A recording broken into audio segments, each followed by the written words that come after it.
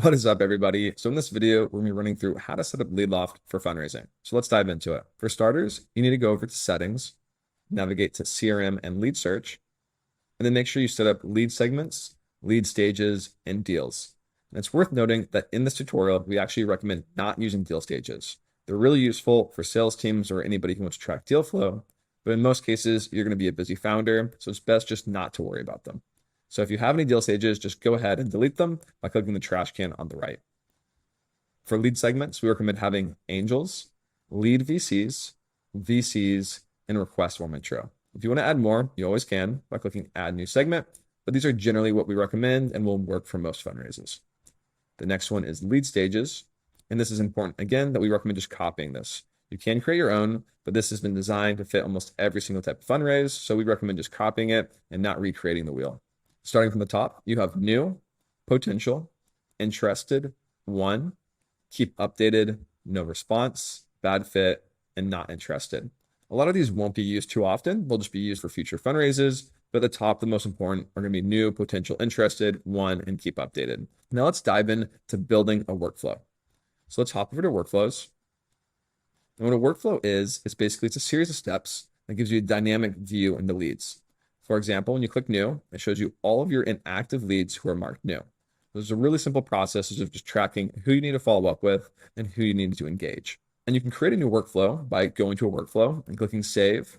And you can save changes or create a new one. And you can also save workflow steps by going to all leads and clicking save to workflow after applying some filters to it. Now let's walk through what we recommend. The workflow we generally recommend is new, engaging, potential, interested, keep updated, and one. And I'm not going to walk through the filters for each one of these. They're shown here. I'll share them below in the notes so you can see them in a static view and just copy them directly from the notes.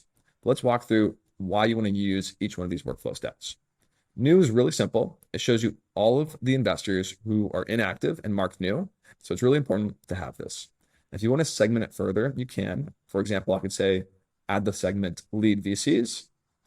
I could save it and create a new step saying new leads. And there it is at the top. And for now, I'll delete it.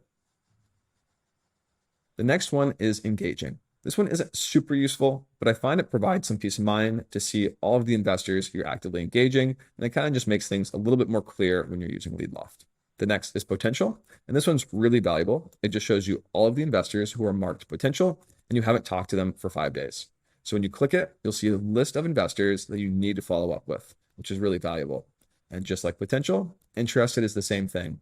When you click interested, it will show you all of the investors that you've marked interested that you need to follow up with. The last one here is keep updated. And keep updated is uniquely important because a lot of investor conversations lead to them not actually investing in a company and just asking to stay up to date on any new progress or updates you've made in your fundraise or with the company. So what it displays is it shows you all of the investors who are inactive and the lead stages keep updated and you haven't talked to them for 30 days. So when you click it, it's going to show you all of the investors you need to keep updated. It's nice and simple, but it's really valuable. The last one is one, which is just going to show you all of the investors who've actively invested in your company. And the last aspect of all of this, which I think is obvious, but I want to reiterate, is if you go to a lead, you can adjust their stage in your pipeline by just adjusting the lead stage. And that's that big blue bar at the top here. If I click this, I can adjust to potential, interested. Maybe I talk to them and they say, hey, we're not interested right now, but follow up in the future. I can just say, keep updated. And there we go. So that's how to set up LeadLoft for fundraising. If you have any questions, feel free to reach out. See you in the next video.